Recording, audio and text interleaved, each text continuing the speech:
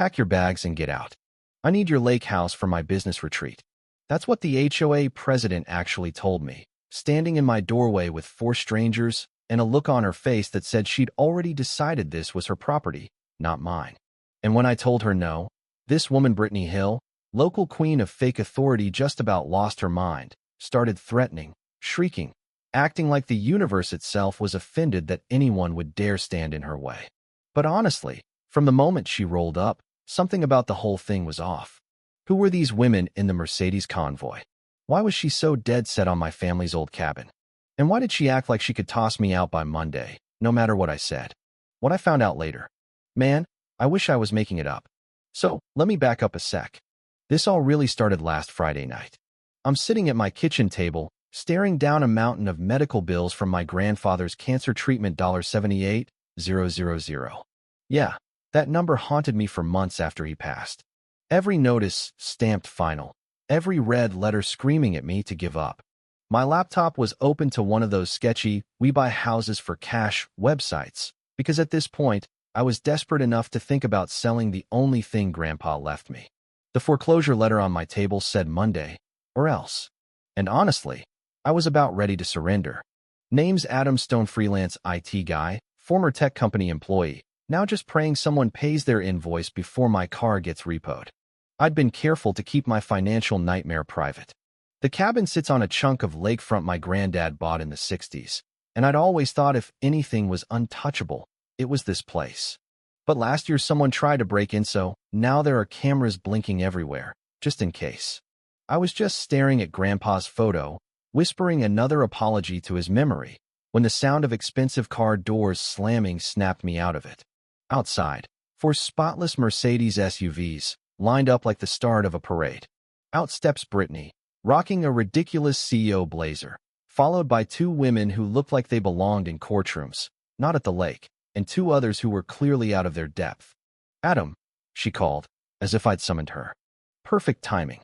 "Pack a bag, you're leaving for the weekend." Like I was supposed to just hand her the keys to my life. The audacity was almost impressive. She gestured at her little entourage, announced her investors needed an exclusive lakeside retreat, and that my inconvenience was irrelevant. "Brittany, this is my home, not a hotel," I said, and you could see her mask start to slip. That's when she dropped the bomb she knew about my debt, my foreclosure, every single thing I tried to keep private. "You're losing this place Monday anyway." How'd she know? Turns out, privacy dies the day you move into a community where the HOA president thinks everyone's business is hers. Her investors were shifting around, looking more uncomfortable by the second. When I refused to leave, she lost it. "Do you know who I am? I built this empire from nothing." "Empire? Lady, you run a homeowners association, not a Fortune 500 company." She started ranting to her crew about how I was jealous, how my refusal was proof of small-minded thinking. The whole scene was so absurd, I almost laughed. But my hands were shaking, not from fear of her, but from the anxiety that had become my shadow since the bills started piling up. That's when I remembered what Grandpa always said: never let bullies win, because they count on good people being too tired to fight. I looked Brittany dead in the eye. "No. And it's gonna stay no." For a second, the look on her face was worth all the stress. Her mask of control cracked, and she spat. "You'll beg me for mercy by Monday." You know what? When people like her make threats, it's not just hot air. It's the opening act for whatever dirty trick they're about to pull. Next morning, I'm jolted awake by someone pounding on my door. The mailman hands me 4 thick envelopes, each screaming, "Emergency HOA infraction." The violations were ridiculous. Dock 3 inches too long, excessive bird feeding, wrong window screens, even unauthorized lakefront furniture. Daily fines, orders to vacate for mandatory contractor remediation, all effective Monday. The timing? Too perfect. Less than 12 hours after refusing Brittany's demand, my home's suddenly a crime scene, according to the HOA. Rage is a hell of a motivator. I called my brother. Mike is the voice of reason in my world. "You're a tech guy, Adam. Use your brain. Something's off." So I start digging. Every board member's signature on those violations? Identical.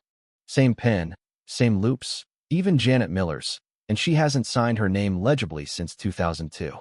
I call Janet's in Phoenix. Visiting family, hasn't signed anything. Boom. First real win I'd had in months.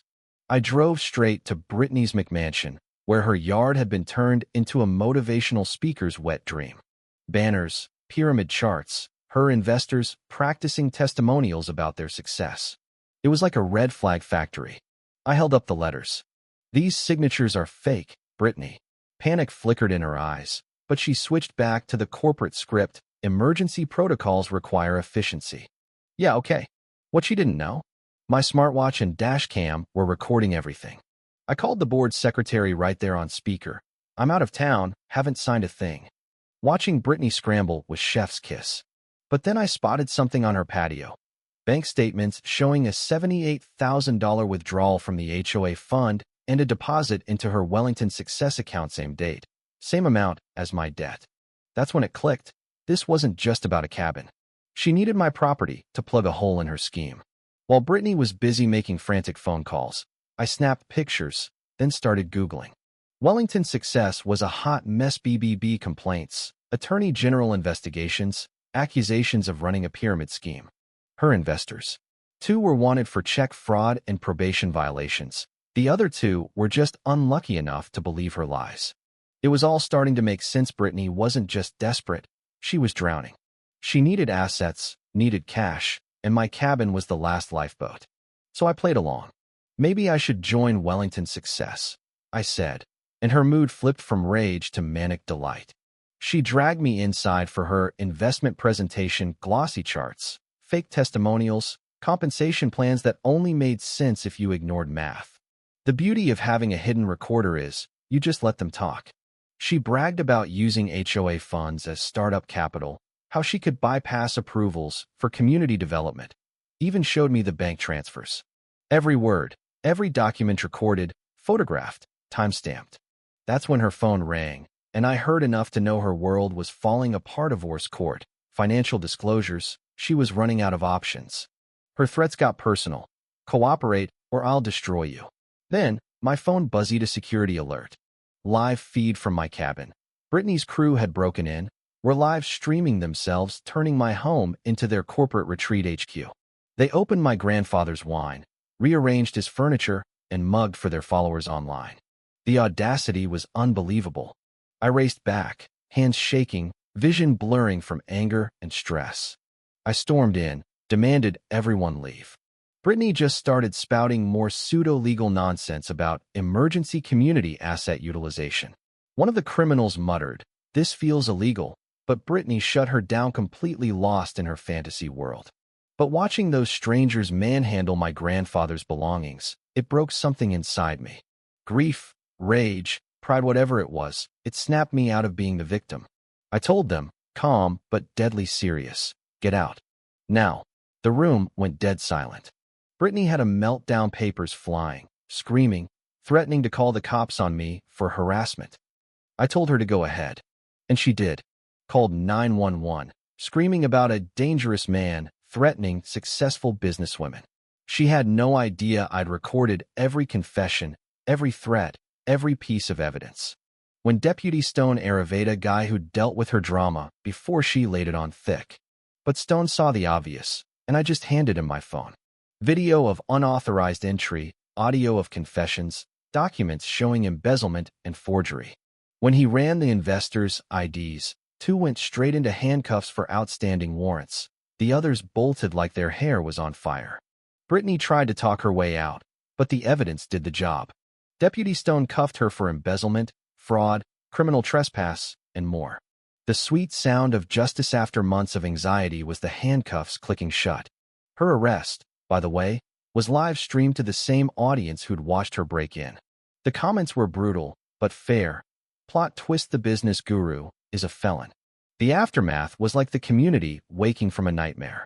Neighbors told their own stories: fines for bird feeders, garden gnomes, parking violations, all rubber stamped with forged signatures. Brittany's house was foreclosed to pay restitution, her divorce finalized with 0 assets, her empire used as a cautionary tale for state HOA reform. Janet Miller became treasurer, real oversight came back, and the lakefront community became a neighborhood again. A year later, I hosted the first big barbecue the cabin's seen in decades, neighbors laughing. No one worrying about fines for excessive joy. My medical debt was paid off, thanks to the Victim Compensation Fund. Grandpa's furniture is restored, and the cabin finally feels safe. The story went viral, 5 million views, news stations picking it up, inspiring reforms statewide. Sometimes all it takes is standing up to a bully and letting the truth do its work. And just when I thought it was over, a letter arrived from Brittany in jail, pitching me on her new blockchain opportunity. I framed it next to my community award. Some people never learn, and maybe that's the real lesson here. The bullies didn't win. The community came back stronger, and karma handled the rest. If you've ever dealt with an HOA nightmare or a local tyrant, drop your story below, because the only way these people lose is when we stand together.